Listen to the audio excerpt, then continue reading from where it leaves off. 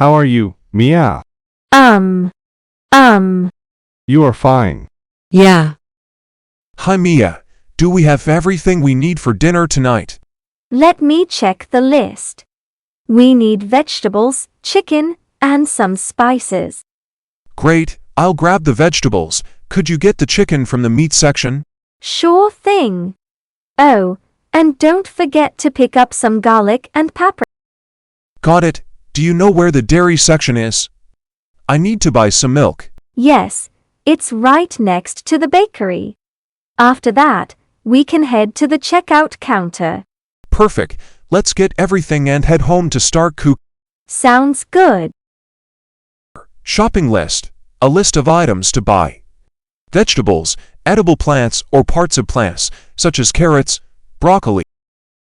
Meat section. The area in the store where different types of meat are sold.